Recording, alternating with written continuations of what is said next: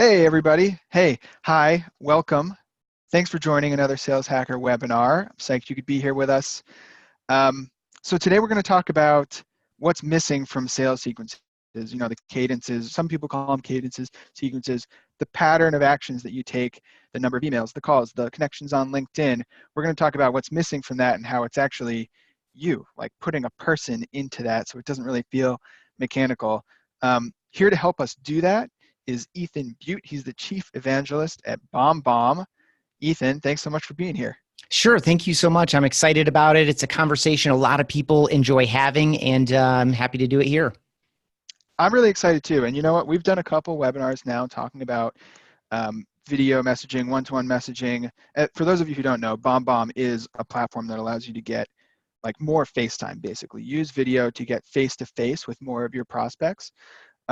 Whole lot of benefits to that. And one of the cool things is, Ethan, we were just talking about the questions we get from like CROs and SDRs about video and using video to sell are kind of the same all the time.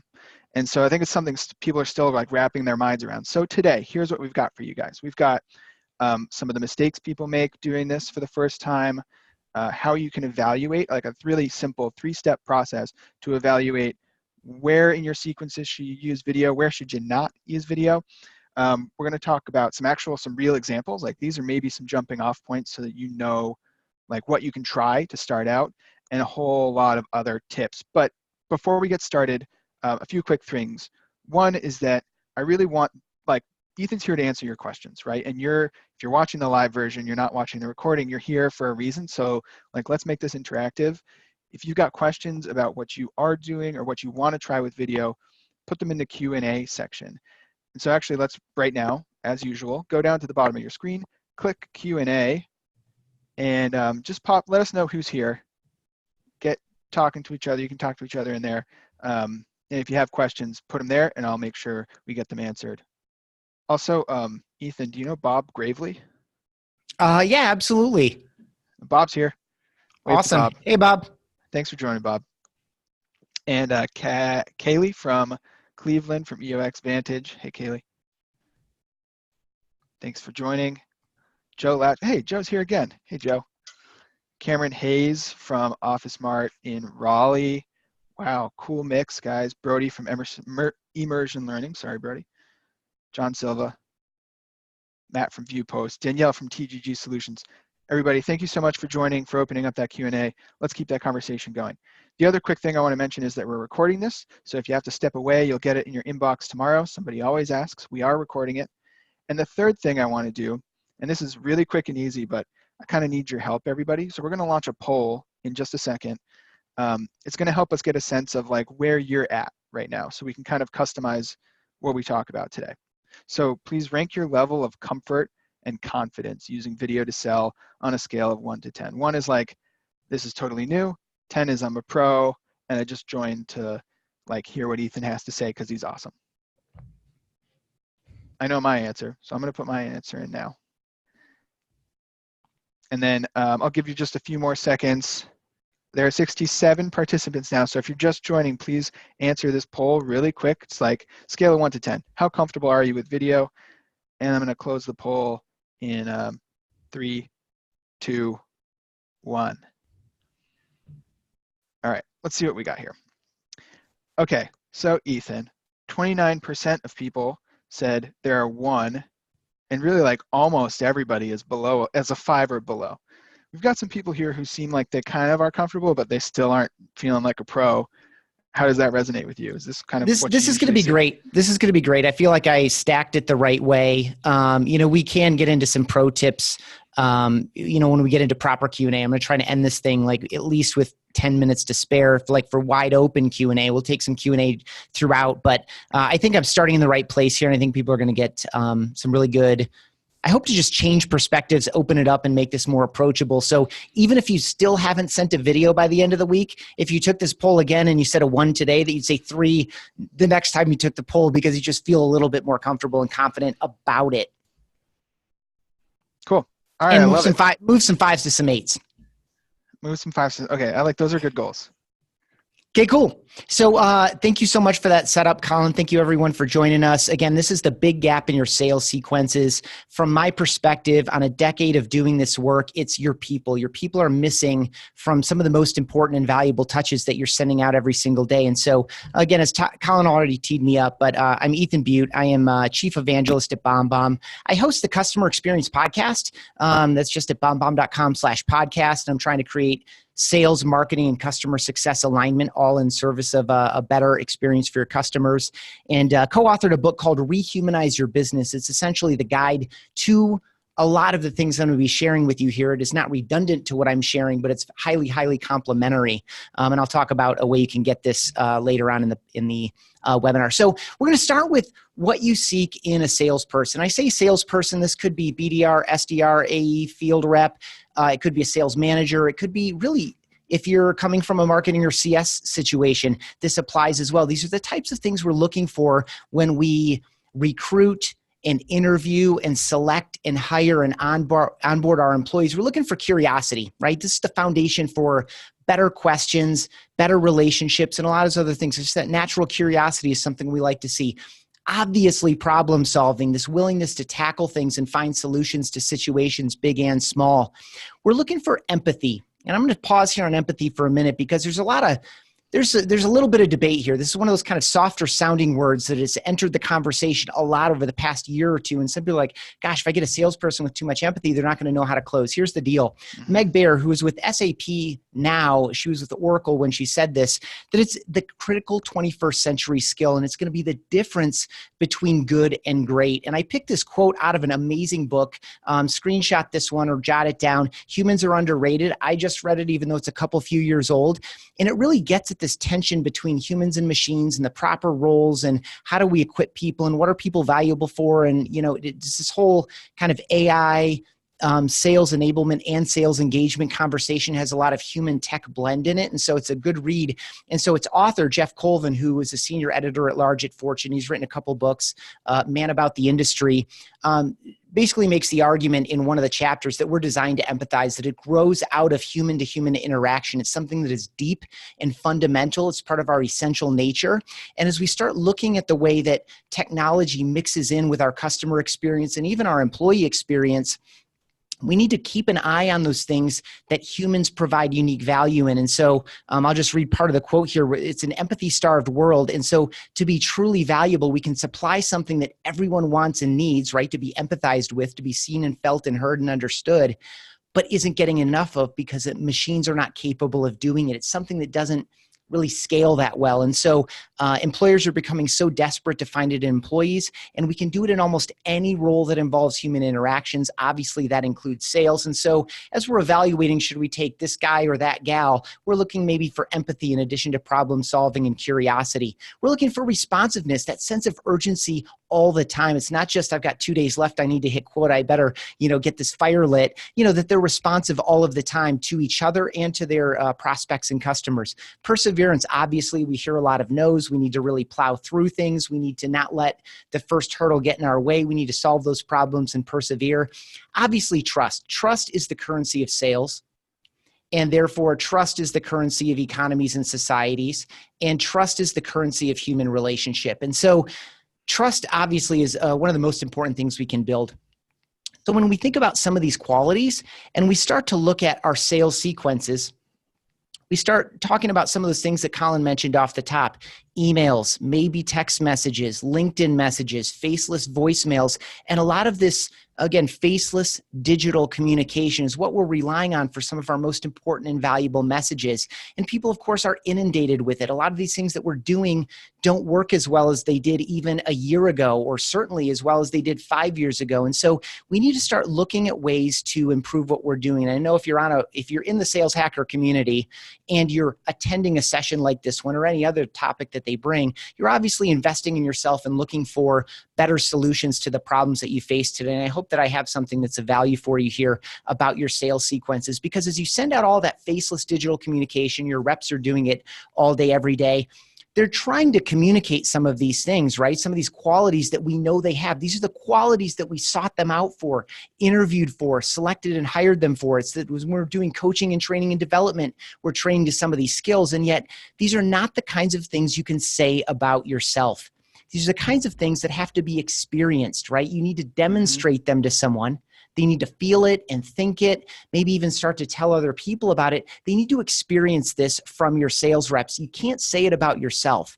They have to say it for you. And so as we send out these messages that even if they're not, right, even if they're not truly automated, even if a robot, and by the way, Humans Are Underrated has some really cool tech references in there as to machines just straight up, not just optimizing emails and optimizing blog posts and things, but straight up creating them from scratch. It's super interesting. So as we send them out, this is what they look and feel like, and yet we need them to feel like they are responsive and empathetic and curious and problem solving and all these other qualities. And so this is a great prospecting email. It's from my friend James at Zoom, and it's a really, really good email. But what can we really tell about James from this email? Do we trust him? Do we like him? Is he a curious type of person? Well, he's obviously done his homework. There are a lot of details in here, but this is not quite as good as this. All that typed up email was is I just transcribed this 59-second video that I'll play some of here. I'll just click play. Think about the difference when you're reaching out to someone, the difference between a wall of faceless typed out text that doesn't differentiate you, doesn't build rapport, and doesn't communicate nearly as well as if you look someone in the eye and just communicated the same thing. And that's what James does in this video. Hey, Vicky, James Stites here with Zoom. Hey, in less than a minute, I want to share 3 reasons why I think you and I should spend a few minutes together. Number 1, based on the subject line, $25 per meeting. That is what is being lost when attorneys take those extra few minutes to log into a video meeting or a conference meeting, even for the recipients. And what we're seeing is that just doesn't happen when people use Zoom. That's why we're seeing so many people within your law firm start to use Zoom. Number 2, savings on. Right, so I'm going to fade out some of these videos. By the way, Zoom plays them back a little bit choppy. I did fade them out because we don't need to see the whole thing. You get the point. James would have probably spent, he has to do the research regardless, right? Like, who is the client? What is the value prop? How am I going to map my opportunity to this person? Why should she engage with the email? Why should she respond? Why should she schedule? What's in it for her? He's doing a lot of really good things there, but he spent 59 seconds recording that simple personal video at his desk in the office, and he would have spent at least 5 times as long constructing that into sentences and paragraphs, but it would have been not quite as effective, and we'll see why shortly. But one of the fundamental ideas is this: humans have been speaking to one another eye to eye, face to face for at least 150,000 years. Now, I've seen estimates of this number as low as 50,000 years and as high as 2 million years. So I'm going to go on the conservative end and say 150,000 years that we've been looking one another in the eye in order to communicate, connect, and convert. And when I say convert, I don't just mean a signed contract. I mean all those micro conversions, yeses, affirmations, replies to emails, return phone calls, et cetera, like these micro conversions as well. So we've been doing this eye to eye, face to face. Our brains are deeply, deeply trained to do this. We read micro expressions off each other's faces. That's why I always say, if you're not sincere about your message, don't use video, because people will be able to see the difference there, right? Because you're sending it, your brain is sending it without you knowing it, and people are reading it without knowing it. They just know that something's a little bit off. So we've been doing this for about 150,000 years on the conservative end. How long have we been writing?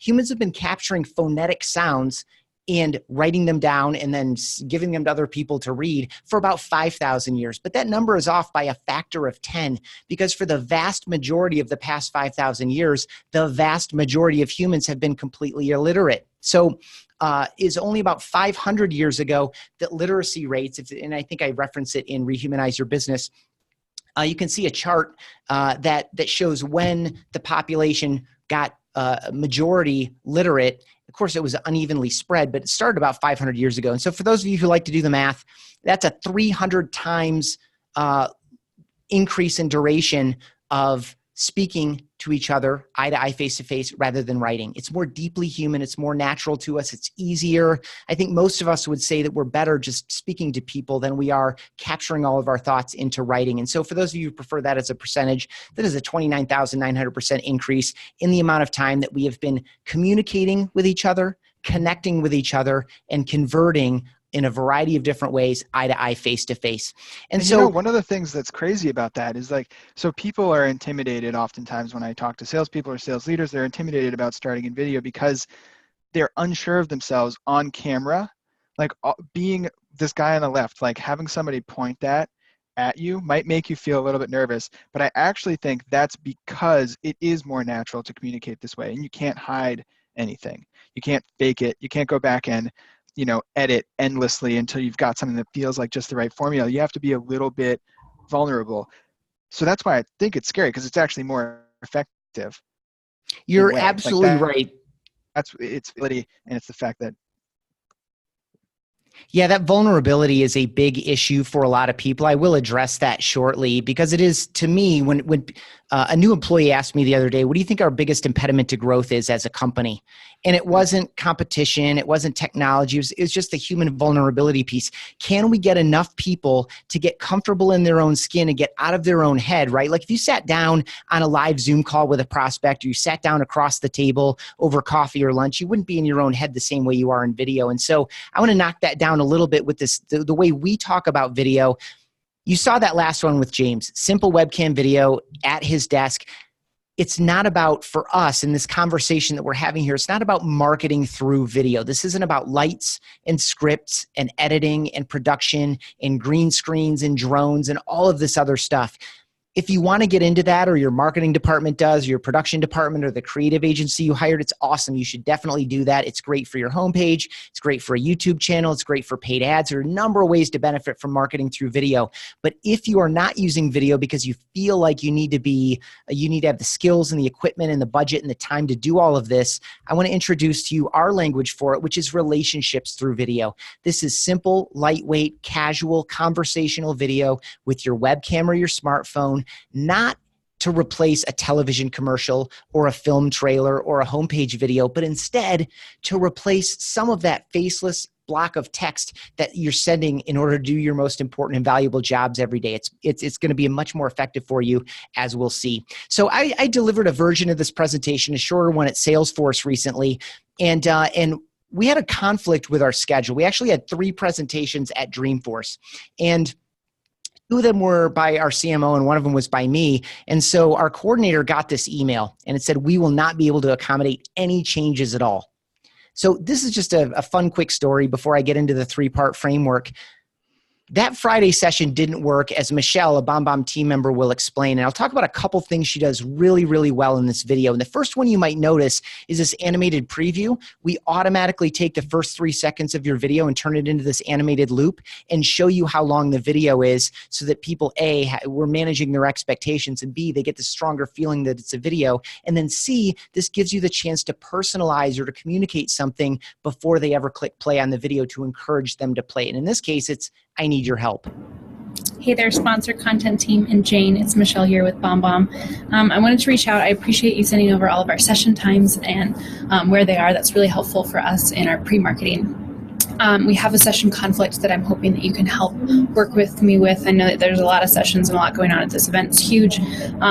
So we have our CMO is speaking at the very last theater session on Friday evening. He is flying out Friday morning to go to another event, and unfortunately that cannot be changed at all. So it's not a preference thing. We really need to get it switched so that he can actually be at his session. So if there's anything that you can do to move that up or move it to Thursday, we'd be willing to go with like a different location, whatever you need to do. But I'm hoping you guys can work with me on this so that we can get Steve at his session. So let me know what you think. Take care. Bye. Do you think Michelle got that session changed? I think she did. It's a lot easier if she sent it through writing to just kind of respond back, no, I'm sorry, but she makes that like personalized plea for help, and she's being so polite and friendly and like understanding that I'm under a lot of pressure as an event coordinator at Salesforce. So I think she got it. Did she get it? Absolutely, she did. So the session moved to Wednesday. Steve was able to deliver both of his sessions. I delivered mine.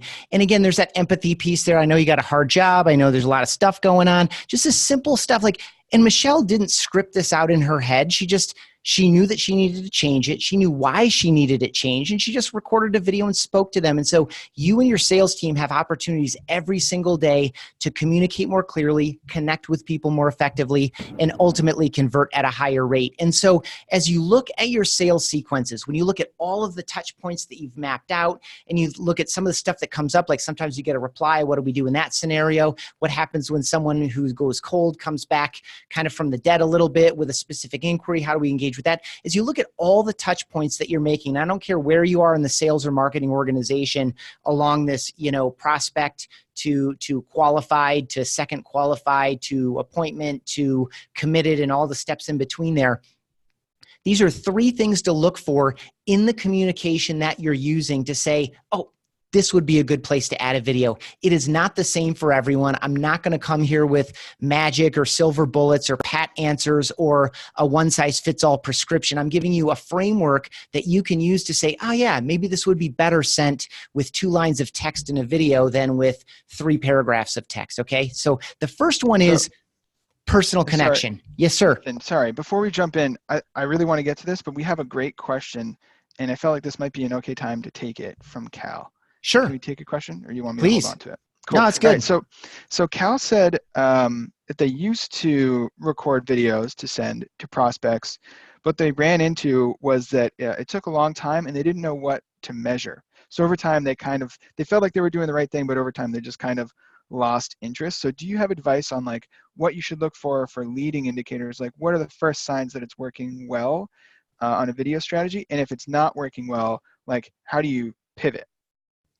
Yeah, so I would say in general, the thing you're looking for, and I'll tell a short story later on that will unpack this a little bit further, but you should approximately know what your sequences are doing for you right now, right?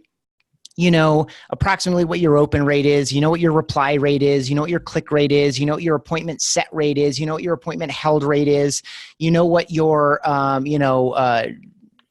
demo conversion number is, approximate measures throughout the pipeline to commitment. And then on the other side of the house, you have retention and expansion, all these things. You approximately know what these numbers are. And so just a simple use case, and I'll mention one is I'm going to tell you a reply rate story, and I'm going to tell you an appointment held story in about 10 or 15 minutes. I won't pull that ahead too far, but you know approximately what your numbers are. Send 2 or 4 or 6 or 8 people down this road. Like let's say you have a team of 20 people that are all doing approximately the same job.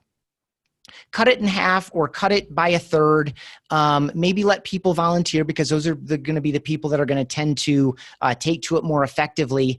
And give them an approximate prescription. And this is something we do all the time with sales teams is say, look at their sequences with them and help prescribe here, here, and here. Let's try this for 2.5 weeks. These are a couple things that we should look to move. And you should see if your number one goal is to increase reply rate out of the gate, or to get more appointments that are set to actually hold and show up, or you're looking for a faster, easier way to communicate to the 3 other decision makers in the organization, you're going to see that video is going to tend to be more effective in those situations than doing what you're doing now.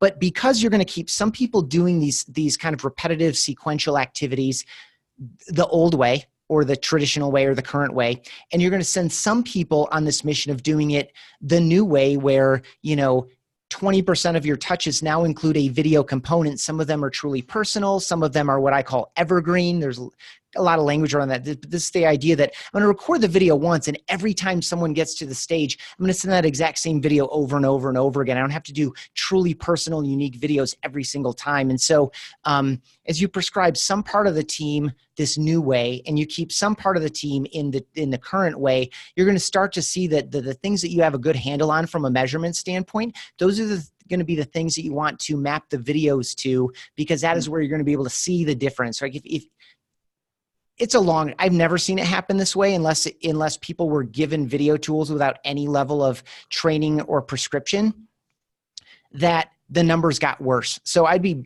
just mind blown if you were specifically mapping video in an educated way to move a specific number and not have it have any effect. It's possible, but I have not seen it. So anyway, that's just a few thoughts off the top of my head. I love that. And Cal says, thanks. That's a great answer, Ethan. Cool. And again, I'll give you 2 specific numbers and 2 specific stories in a little bit. So looking forward to it. And I know you also have a couple efficiency tips in a little bit too. Like you just mentioned, not everything needs to be like a personalized Correct email. I mean, one thing that stood out to me with that Zoom example was that I forget the rep's name, but when he was speaking, it was more or less the same general outline as the text version of that. That's because I took his video and just typed it up. So in that scenario, okay, he typed one line that said, hey person, I forget her name. I've got, I've taken a look at a lot of numbers, and I think, this 1 minute of your time is going to be really interesting and valuable to you. Click play to learn more. And then, after you watch the video, just reply and let's set up a time, right? So you use text and video together to drive the video play and to drive the ultimate call to action. So again, Gotcha. what we're doing here is a 3-step evaluation. The first thing to look for is where you want to improve or add a layer of personal connection. This obviously makes sense very early on. One thing I always love doing is pairing a voicemail with a video email. So if you're leaving voicemails somewhere very early on in your sequence, pair it with a video email and refer to the voicemail in the video. I'm the guy who left you that voicemail, just want to put a face with the name and remind you that blah, blah, blah. And in the voicemail, it's like, hey, I'm leaving you this voicemail. I'm also going to be in your inbox with a personal video or with a video in the case that you're going to do an evergreen one. Take a look at that. Would love to connect with you. Okay. But in this case, this one's truly personal, and we'll just play Toby's video. Hi, Amir. My name is Toby Hester, and I'm with Agile Partnering. Your name came up in a conversation that I had with Perry McLean a few weeks back, and I did a little research. I understand, or it's my understanding rather, that y'all are always looking for amazing talent, diverse talent, as well as new ways to engage and retain that talent. And that's exactly what we do at Agile Partnering. Okay, so a couple things here. 1, he personalizes the thumbnail. 2, think about how long it would have taken him to type it up. We only saw like 22 seconds of that, 45-second or 60-second video. He saved time by talking instead of typing. He did the homework anyway. He was going to personalize the message anyway, but he was either going to do it in text or he was going to do it just by talking to someone. And then also think about this additional layer. You can only see part of it, but I know that Toby has an interest in guitars. I can tell by the trophies behind him that Toby plays golf. I can tell by some of the stuff on his wall that he has some layer of formal training or certificate or whatever. And if I'm super interested, maybe we went to the same school. It's the soft stuff that's around you that plays into part of the story as well, and things that you just can't do in text. And so if these two guys ran into each other on the street, there's a chance that Amir would recognize Toby. And of course, Toby would not recognize Amir, except maybe through doing the research and checking out his LinkedIn profile. There's just so much going on here besides the idea of talking instead of typing. I just want to highlight that for a minute. I'll also add, here's another one. Now, this isn't necessarily for a sales sequence, as you'll hear. This is for a new team member, but it's the same thing. How do I, across time, across distance, make someone feel closer to me, psychologically proximate to me, even in the absence of physical proximity? Chelsea, hey, I'm Holly Price. I'm the service architect for the managed services practice, and I was talking to Jim today and understand that you've recently come on board our team, and I just wanted to say hello and welcome. Jim also mentioned that you lived in Seattle, so that's close to my heart since I'm from that area.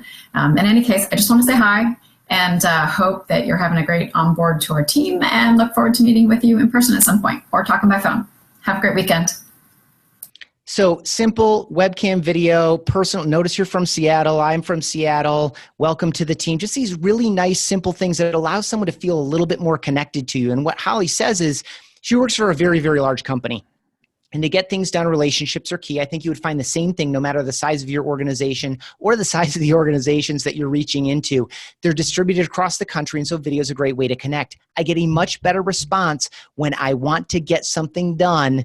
If I send a video, I get more yeses, right? This is about that conversion, micro conversions and macro conversions. So she says, I get the meeting, I get the approval, and we get invited to participate in key sales opportunities. And so this is something she sent well over 100 videos in a tight period of time. And it's because she gets yes more often. So number one is that personal connection. I think that one's intuitive, but I think it's so worth pointing out. Where are things slowing down? Where could I add a layer of trust? Where do I think I might get a little bit more of a response? Or where do I have something truly personal that I can communicate more effectively eye to eye, face to face? And so that kind of bleeds a little bit into emotion and tone. And so I'm going to start with a positive one. Think about what she's doing in this video that could never have been done in typed out text. And there's a lot here. Hey Diane, I just wanted to say thank you again. I had to run. I would have loved to talk to you more after the panel, but I had to hop on a call. And I really appreciate what you said on the panel about really giving your family priority. That was actually my question that you answered. And that's my 2-year-old back there in all those photos. Have a great day, and I look forward to connecting with you soon. Bye. How much of the value of what she did there, and how long is that? I can't see because I have this thing. Oh, I can. 26 seconds. So much stronger a touch. But it's not just about positive, right? Anytime you want to accentuate the positive, thank you so much for taking the time on the call today. I heard you say this, this, and this. I want to overcome objections again. I want to let you know I appreciate your time, right? So this kind of like gratitude, thank you, good job, well done. These kind of positive feelings we want to communicate are so much more effective when we look people in the eye and we use our whole selves to do it. But it's also good for negative tone and emotion. Bad news and apologies. This is a great example of what I call a $45,000 apology video. Hey Samantha, hey Rich, it's Mike Minervini from Team Super Mike. I just wanted to apologize again for the miscommunication. Just wrapped up with a pretty long day here at my real estate convention for RE/MAX, and I just wanted to let you know that I will be at your house on Wednesday, the 9th of March at 5 o'clock. And again, I apologize for that miscommunication, okay? Looking forward to helping you get your home sold and presenting you with a great marketing plan to get that done. All right, have a great night, and again, thanks for understanding. See you later. So this is an appointment held story. He's at a convention, which I'm sure a lot of the folks on the session go to events and leave town and stuff. He knew that the appointment was scheduled for the week after. The client thought it was for that week. He gets a panicked phone call. He manages it on the spot. He tries to get them to stick with the appointment next week as originally scheduled in his book.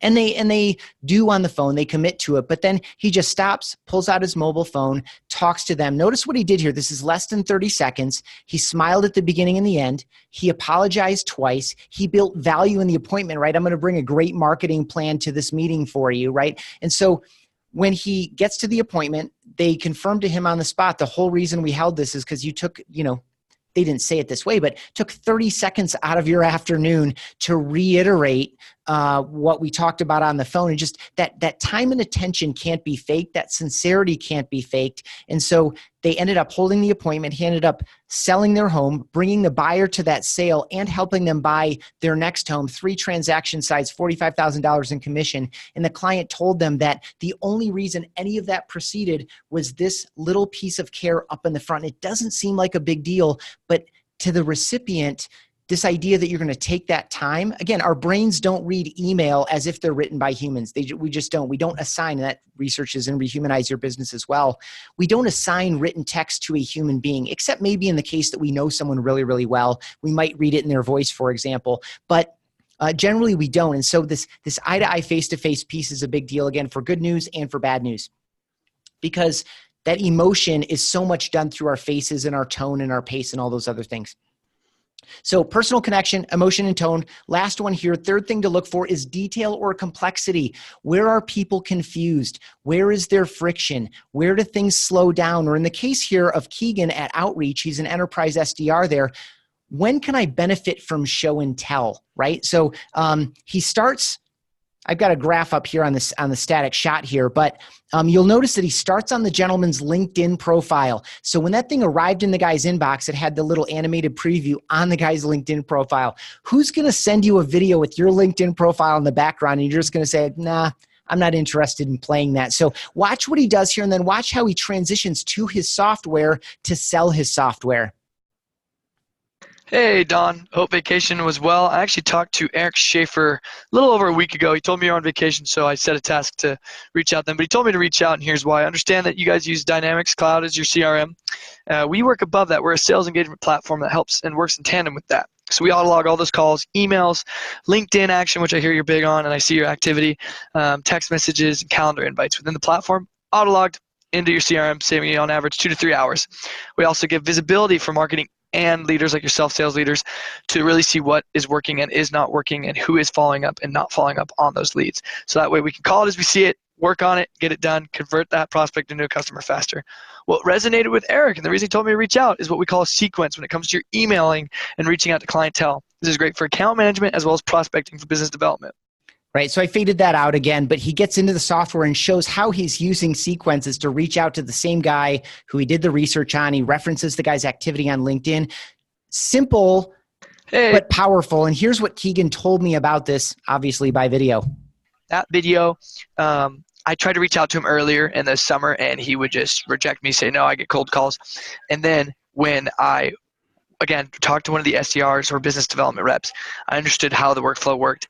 And then I sent an email saying, hey, I understand that these are areas of focus. Here's how outreach can help. And I just showed him a little tidbit. He said, great follow-up, because the sequence bumped the video. He watched it twice. He said, great follow-up, and I'll agree to take a meeting. So that meeting's coming soon. And it just really helps, because when you reference back to that on a call to follow up for a time, you reference that video and they're like, oh, yes, no, that I do need to see that. Right. So he's tying back to this idea that like, oh yeah, that voicemail, that phone call, that video. Oh yeah, I feel like I know that guy. Right. And so something else clever that he's doing here, just a little bit of a pro tip. This is just a screenshot from another screen recording he did. He mentioned that he calls in to the BDR, SDR, gets some intelligence, learns a little bit more about the company, gets his face and name familiar inside there, because even if they're not the ultimate decision maker, they might be an influencer. So in this case, he's sending a screen recording to the marketing and communication director, and then ultimately, in this case, gets to the VP of sales. And when he gets to the VP of sales with the screen recording, he can reference a number of specific details about the account, about the way they work, about the problems they have, et cetera. And so he's using video at multiple layers as he's reaching into an account. And so, again, this is Keegan. He works with Alec. Both of these guys are just on fire with video. They're sending a ton of video right now. And the cool thing that they're doing is on LinkedIn, if you go reach out and follow them or connect with them, they're telling a lot of stories, A, about their processes in general, but B, about their journey into video as well. And so it's just been fun to watch them just really lay into this as an opportunity and the results that they're getting. So again, that's personal connection, emotion and tone, or detail or complexity, especially with a screen recorder, this opportunity to show an Excel spreadsheet to show the ROI benefit that you've mathed out, or to show a sales presentation as a slide deck, to show a PDF or a complicated form or document, right? If you're at that point in the deal and like you need to show them where they need to initial and sign and all that other stuff. Or in this case, you want to get attention with a LinkedIn profile and maybe sell software by demoing software. All the stuff like this kind of complexity that's difficult to capture in an email, obviously can be done better with video. And so these are a few things to look for to know to where to add it. And I've been talking a lot, and this, part of the premise is that it's great for prospecting, and it is good through layers of qualification. But as you start to look across the entire life cycle of your customer, you're going to find opportunities to do the same thing. So here's just a quick expansion video, also from James at Zoom. Amy, hey, James Stites here with Zoom. Hey, I'm holding up that number because we're seeing a significant increase in usage of Zoom in the Lucas Group. And the lion's share of obviously is going to be with your staffing and recruiting professionals. And I imagine the reason being it's easy to use. And gosh, when you start to use video like this, you're able to get face-to-face with the people that matter most, whether it's the candidates or even those that are looking to fulfill those jobs. So, Amy, I'd love to schedule some time, share with you how we're seeing that usage within your organization, and ideate and see if there's ways that Zoom and the Lucas Group could partner together. I know you're growing into new markets. Congratulations on Houston. Would love to speak. Thanks so much. Okay, so again, we have a 42-second video. He adds that personal touch about expanding into Houston. He identifies how the account is using it now. And so as you start to look for your service or your product to create impact for your customers, then ultimately grow through retention and expansion, and create that loop. There are opportunities across the entire life cycle to be more personal, to communicate that positive or negative emotion or tone, and to wash out the detail or complexity and make things easier and more approachable for people.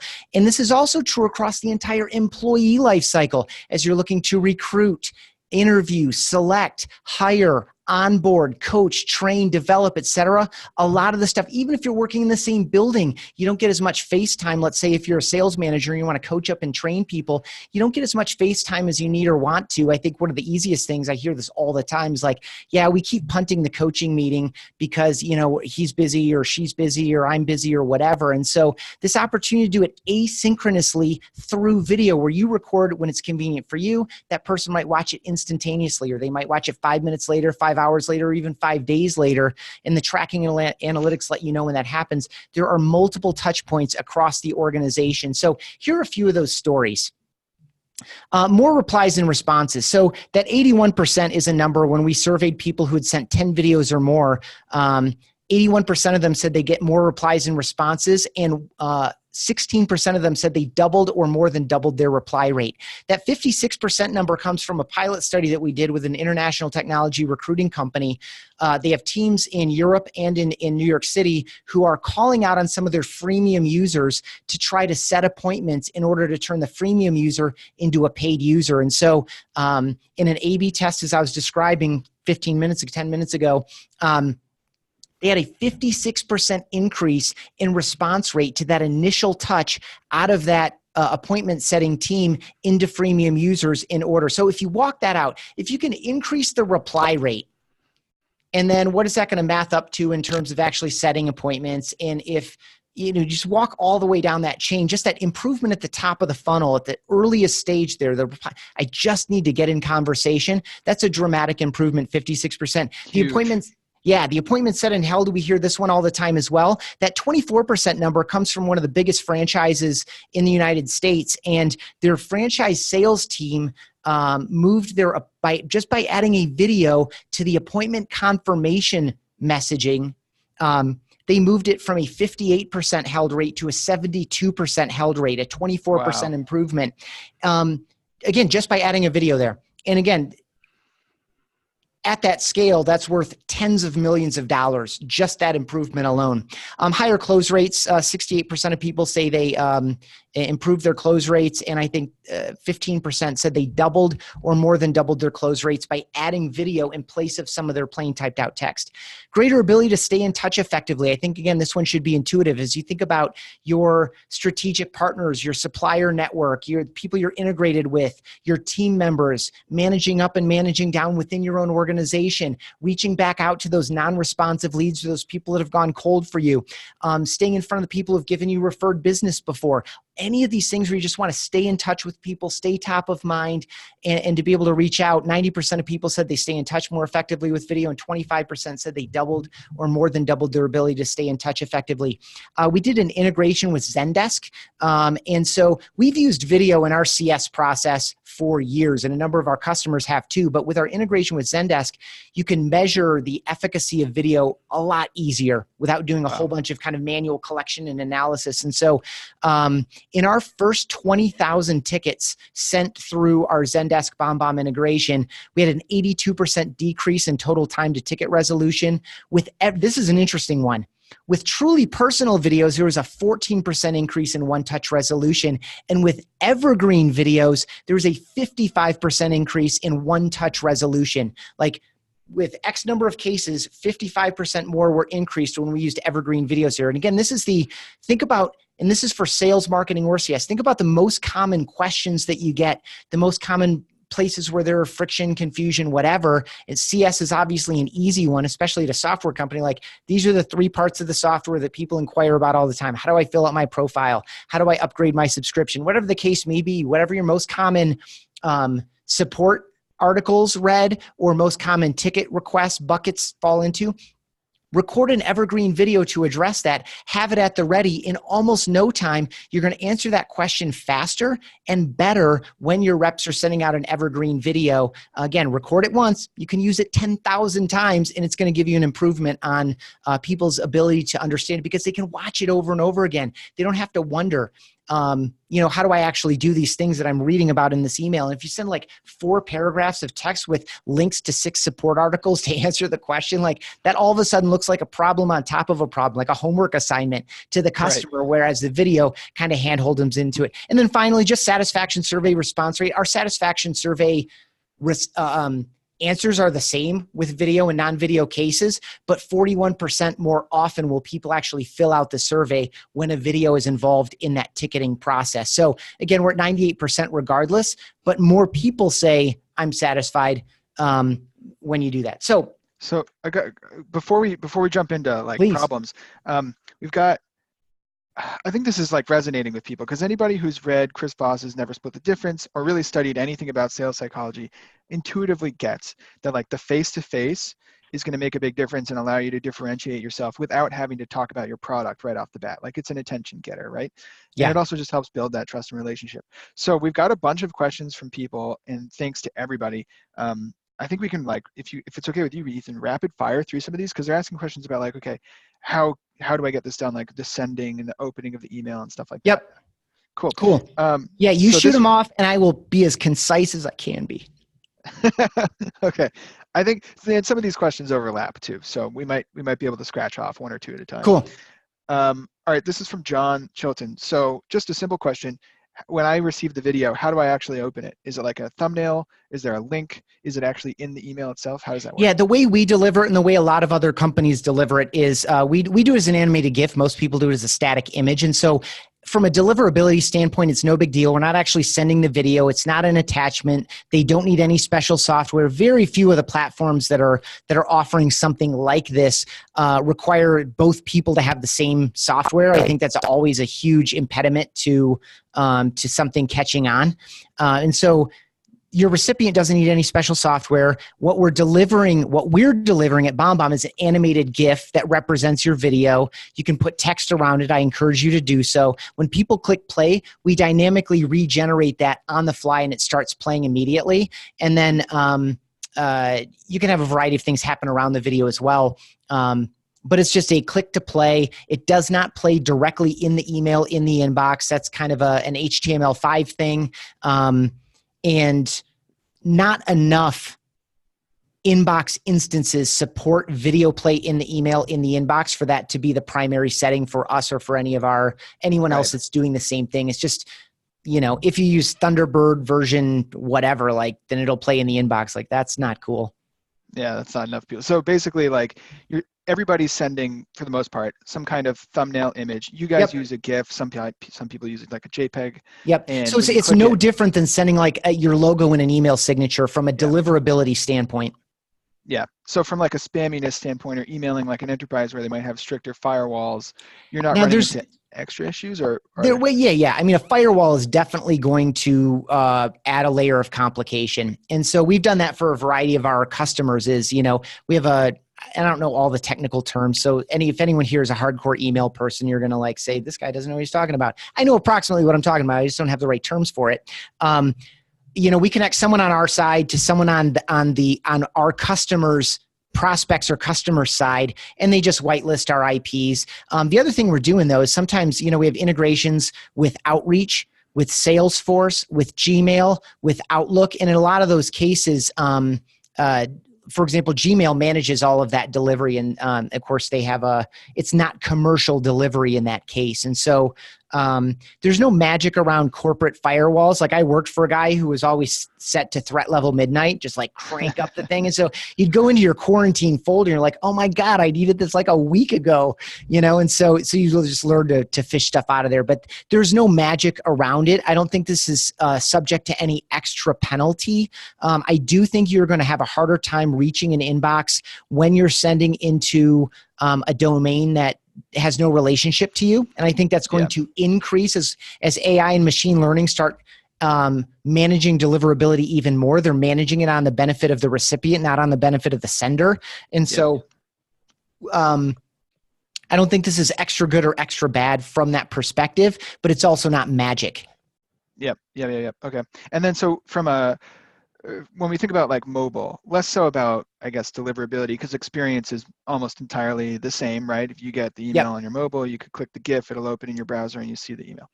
But from like a strategy standpoint, are you finding people, like, is it weird, I guess, to email somebody a video on a mobile phone? Like, what if it's their personal phone and they're just logged into their business email? Is that weird? Does that put people off ever? I don't think so. I think if you're checking your, like, if you're like me, I have 3 emails. I have my work email, I have my like legit email, and then I subscribe to things and I use it with, when I'm e-commerce email or whatever, where all the trash winds up.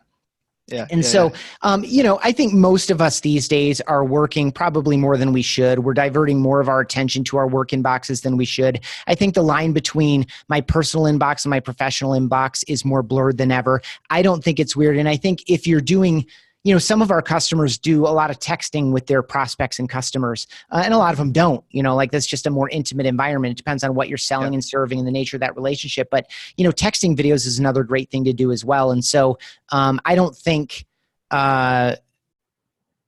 the mobile inbox is any different from oh my gosh, it's that person who left me that voicemail, or, oh my gosh, he just answered my question in 47 seconds in a way, not that you would ever say this consciously to yourself, but answered it in 47 seconds, way better than if I had to read 3 paragraphs of text. I don't think there's a difference there. Yeah, I agree. And just anecdotally for myself personally, I have the same setup as you. I view all of my email kind of as the same. I log in, I look at it almost all at once, except for my trash email that's for buying stuff on it, websites. Yeah. So two more quick questions then. One is, and this may be a case-by-case basis, but like in your experience, or maybe you have an example to point to, using email specifically for cold leads versus warm leads, how do you think about whether or not to do that in both of those situations, and like how do you use it differently? I think, with cold video, sorry. Yeah, totally. It depends on how long your sales cycle is, what your price point is, what your volume of movement is, how complex the sale is. Those are all kind of some of the variables in play. Like, if you're doing a high volume of cold prospecting and only some small share of it turns into warm, I would kind of come at it 2 ways. I would potentially do an evergreen video that speaks specifically to one segment's problem or to everyone's problem or whatever. Like, I'd make it as specific as I could to a population of the cold folks. And then I would use the analytics to know who to follow. Like, if someone plays that evergreen video, but maybe doesn't respond or doesn't click to schedule or, doesn't take the next step, you might use that tracking piece to say, okay, let's move them into this next thing and maybe try some personal videos on that subpopulation, right? So that you're not spinning your wheels and sending, 1,000 truly personal videos into a cold situation where, they're maybe not barely qualified at all. And so you're wasting some time there. What I might do is use, again, I'm assuming you have like a moderate to high volume on that cold side. I would use an evergreen video, and then I would use the tracking and analytics to know who I might get personal with. In the warm scenario, I love a truly personal video where you can do some of the things that some of the people in the examples that you already saw do, which is refer back to things they know or pieces of research they found out by talking to another person in the organization or something that they read online. Congratulations on your expansion into Houston. Hey, the last time we talked 2.5 weeks ago, you told me XYZ, right? This ability just to let people know, I see you, I hear you, I appreciate you, I have a problem of yours that I want to solve, or I have an opportunity for you that you're going to want to capitalize on. Like, I like the farther you get down, the more personal I like to get. Of course, another pro tip is peer-to-peer videos. When you start getting closer to that selection and commitment phase, more peer-to-peer videos where your IT person can speak to their IT person, or those kinds of things are also super valuable. So I think the farther you get down in the higher value, lower volume you have, the more personal I like it to be. Personal is always going to beat generic, always. Makes sense. Okay, Cool. Thank you. And I think last question for now. Great questions, by the way, everybody. Philippe, Bob, John, Stephen, Melanie. I probably missed somebody in there, but thank you all. So last question for now is about packaging the email around the video that you're going to send. Good call. Okay. Specifically with like, do you need a subject line that says like this has a video in it? Like, how do you write around that? Because I think we're all used to just typing out the whole message. Yep. Here's just a quick take on that. The number one question to answer for yourself prior to doing anything, prior to recording a video or typing anything up, is what's in it for her?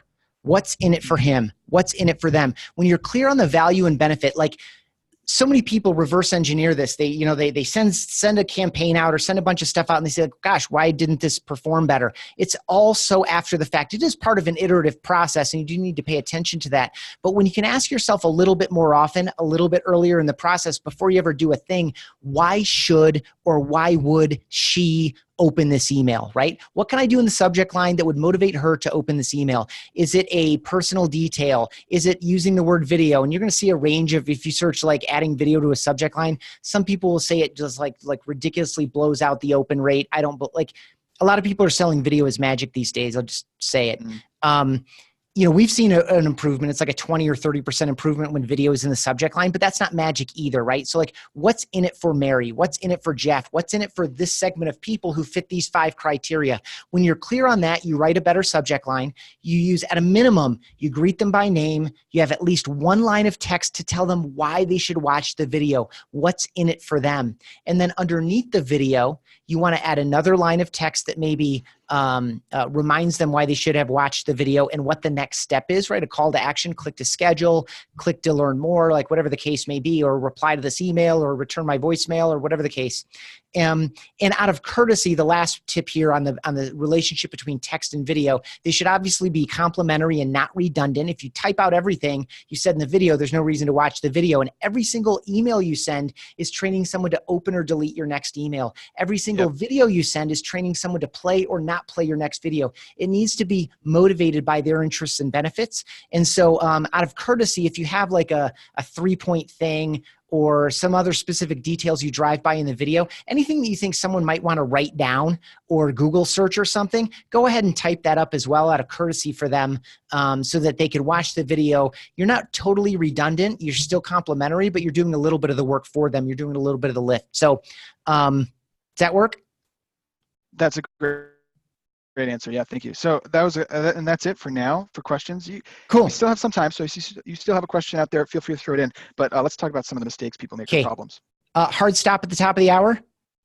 I can keep going. I mean, we have a I can recorded too. version, so yeah, okay, good. Okay. If you need to leave and you think there's good questions that hang over your next appointment, you can hang out with us. Otherwise, catch the recording and watch the last few minutes. Yep. And if you do need to bounce, bombbomb.com/saleshacker. We have a variety of things that I'll tell people about later, including a free video playbook where we map out 5 specific use cases, including the handoff from AE to CSM. How do you use video in that moment? So we have like some free stuff for you there at bombbomb.com/saleshacker. So some of the problems to avoid: expectation of perfection. I think we already addressed this. I think a lot of people are in their own head about, is this good enough? Am I good enough? Did I do this right? This doesn't look as good as a homepage video. This isn't, we're so used to controlling the heck out of every aspect of our digital presence, right? Like what photos we post to Facebook, what articles we post to LinkedIn, typing up an email and then basically deleting almost the entire thing to say it a different way. Like we have all this level of control. We're deeply trained to be in deep control of these circumstances. And yet when we go out into the world, we subject ourselves to all manner of imperfection, including the flow of traffic, ums and ahs when we're in a meeting, all these other things. And so we get into our own head, we expect perfection. And I'm going to get into this idea of vulnerability. You mentioned it earlier, and it's this, vulnerability by Brené Brown's definition is the feeling of discomfort in moments of uncertainty and risk. And so when you think about your life, almost everything good that ever happened is characterized by risk and uncertainty. This is accepting the job. This is making or accepting a marriage proposal, finding out you're having your first kid or actually having your first kid, going out for the team and making it or not, going out to set your personal record or not. Like everything good that happens is characterized by risk and uncertainty. And so we need to embrace that vulnerability. That's where we learn. That's where we grow. I know I'm sounding a little bit soft, but video is a brand new skill. You should not expect yourself to be perfect. You should not expect your video to be perfect. It should not look like it had a $100,000 budget. That's ludicrous. And also, by the way, I didn't get into the shiny authenticity inversion, but the more polished something looks, the less trustworthy it feels. That's why the style of video is so resonant in 2019, 2020, and beyond, is that it's just you. wherever you are, safely parked in your car, sitting at the airport, sitting in your office or at your desk, like whatever the case may be. It's honest, it's straightforward, it's more personal, it's more human. You're going to feel vulnerable in that. Practice is the way through. Over-reliance on scripts. I hear this one all the time. What do I say? I don't know what to say. When you leave a voicemail, and I know that we have tools that allow you to leave voicemails without actually ever speaking, but let's just pretend you're leaving an old-fashioned voicemail. You know who you called. You know why you called, you know what you need to say, and you know what the call to action is. It's the same thing here. You don't need a script for these things. You need to know approximately what you're going to say, but you know who you're reaching out to, you know why you're reaching out, you know what you need to communicate, you know what the teaser or the promise of value or the interesting nugget or the valuable statistic is, and you know what your call to action is. You can do this. It's as easy as talking to someone on the phone or, again, across the table over coffee or lunch. And a failure to personalize. Again, you can use evergreen videos. You can get a lot of benefit out of evergreen videos. But you need to also find those spots to be personal because, again, as we get into this kind of human-machine blend where we're trying to figure out whose job is whose, this idea that you can look someone in the eye, and again, this is all any human wants, is to be appreciated. That's it. I don't care if you're type A. I don't care if you're a super mega badass. I don't care if you're a zillion-dollar producer. Like, you need and want desperately, just like every other human being, to be seen, heard, felt, understood, and appreciated. And so when you can give someone 25 seconds of your day or 47 seconds of your day to say thank you or to answer a question or these types of things, that time and attention can't be faked. It's like the new version of a handwritten note. The reason the handwritten note is so charming, A, is in part no one does it anymore. B, we don't get very much mail anymore. But this takes it up that next level because it's your face, your voice, your personality, your sincerity, your enthusiasm. If you were sincerely excited after a demo that you gave or a sales call that you did, like on a video chat service like Zoom, if you were sincerely excited about it, the person showed up despite some kind of a conflict, and you reach out and you take 45 seconds to say, thank you so much for your time. I know you had to work that in between these other things.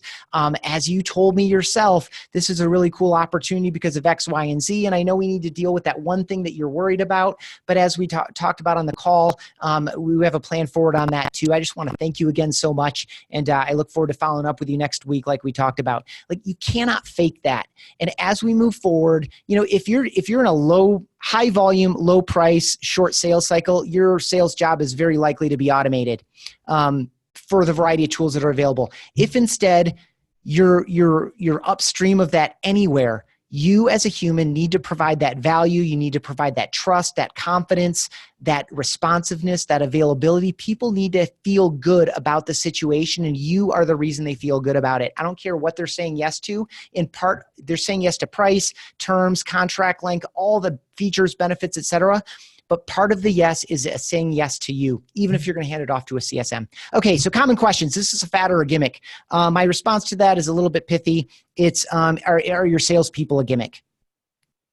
Is your sales sequence a gimmick?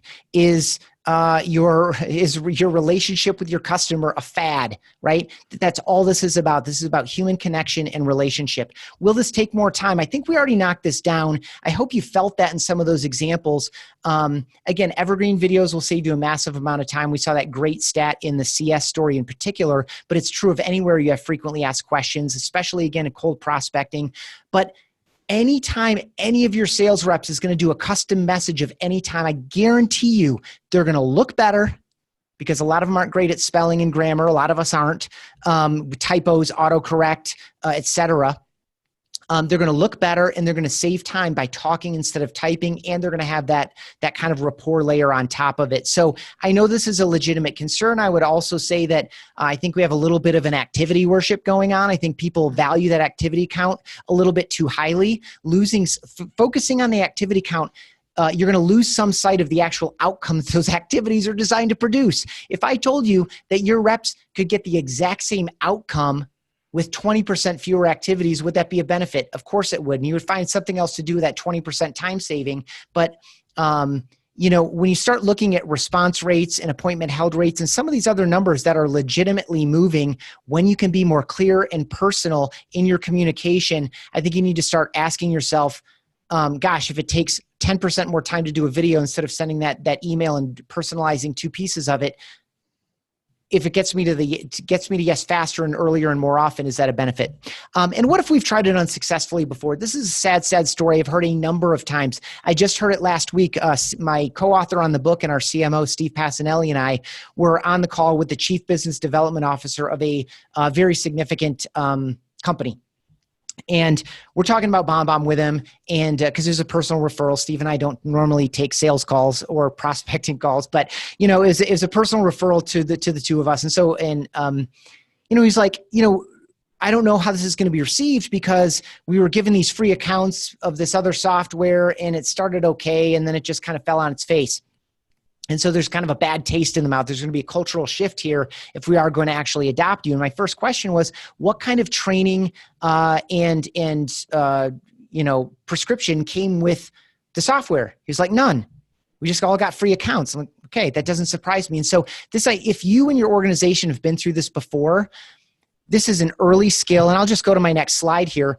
There was a day about 100 years ago, approximately 100 years ago, where the sales huddle is all in the middle of the room, and everyone turns around and goes to their desk, and there are phones on all these desks. And these people who are used to sending letters and showing up on doorsteps and knocking on doors and meeting people face to face to prospect and sell, all of a sudden had to do it by phone. And it's just a new skill. Are some of your current skills transferable? Absolutely they are. Are some of the scripts that you're using transferable? Yes, of course they are. Is the process approximately the same? Yes, it just adds a new wrinkle. But there was a window there where it was totally abnormal, uncomfortable, and culturally non-status quo to sell by phone, to reach out and make connection and set appointments by telephone. And I'm not saying that video in this context is the exact same, but there are some parallels there. And so I just offer this because none of us can imagine that day, but it existed. And again, it was about 100 years ago. This is a new set of skills. This is a new part of your current sales motion. I hope you've seen some of the ways that it folds in immediately. Also, Steve and I, you can see us there on the left side of the screen. We wrote the book on this. It's called Rehumanize Your Business, How Personal Videos Accelerate Sales and Improve Customer Experience. A couple of the stories that I told you today are in the book. A whole bunch of them that I haven't told you are in the book. And if you take a demo with us, we tend to send these out to you if you're interested and you want to do that. And so it's been really, really well received. #1 bestseller in business communication, business sales, and customer relations in Amazon, as well as a couple other categories. And so when you think about that combination, sales, customer relations, and communication, I think it ties together all the things that you saw here. This is about communicating more clearly, connecting with your fellow humans more effectively, and ultimately converting at a higher rate, getting more micro yeses and macro yeses as a consequence. We have free playbooks, as I mentioned there at the top of the hour. We're about 5 minutes over now. If you go to bombbomb.com/saleshacker, you can just click a button there and you get instant access to our video playbook. I think it's got 5 or 6 use cases in there. You can see a couple on the screen. How to confirm meetings, right? That's the getting more appointments to hold. AE handoff to CSM. So we give you a few simple use cases that you can start messing around with. We perform them and give you the arguments around them. This is what the page looks like. So right at the top of the page there, you can request a demo or just get that video playbook straight away, instantly. And as you can see, we have integrations with a number of services that you're probably using now. So that's it. I'll take questions as long as people have them. I mean, we believe in you. We are very pro-human. We think that machines are best when they are assigned to support and serve people in doing their job more effectively, giving us better intelligence, raising opportunities up out of our databases and out of our lists and things. But we believe that a lot of this is still going to be human to human. We still think that your people are your best asset. We still think that showing appreciation, respect for other people is how we build trust, rapport, and relationship. And that is going to be the key to our successful future. And so we just want to get you face to face with more people more often. And simple video allows you to do that at scale, across time and across distance. It's been a pleasure to spend this time in real time, in a video chat, but we had to schedule the time in advance and everyone had to show up at the same time. This allows you to record and send when it's convenient for you, and people open it up and experience that moment with you in person when it's convenient for them. Love it. Ethan, thank you so much. That was an incredibly value-packed session. You just gave us so many examples, like a walkthrough on how to evaluate if and when to use video in your sales process, things to avoid, different use cases, answered everybody's questions. So thanks so much for making the time and being here with all of us and delivering this amazing session. And also big thank you to the Sales Hacker group. You guys never disappoint. There's always amazing questions and like really thoughtful participation from everybody. So thanks to you for joining. Ethan, any last parting words you want to leave us with? No, I appreciate the opportunity. I think if you made it to this point in the webinar, I assume, or in the recording as well, I assume that some of it connected with you. If you have any questions, I welcome your questions. You can see my email address on the screen. Just don't put me on some generic list. Just reach out with a legit question. This is a new practice. We've been doing it for about a decade. We've helped tens of thousands of people. And so I greatly enjoy mapping your unique situation to the way that you can be more personal and human in the way that you're communicating through simple video. All right. I love it. Good luck to everybody with this. I think it's definitely worth some experimentation. Give it a shot. Send Ethan your questions. Go to bombomb.com/saleshacker to get some playbooks and maybe request a demo. And I'll see you on the next Sales Hacker webinar. Thanks, everybody. Thanks so much. Bye-bye.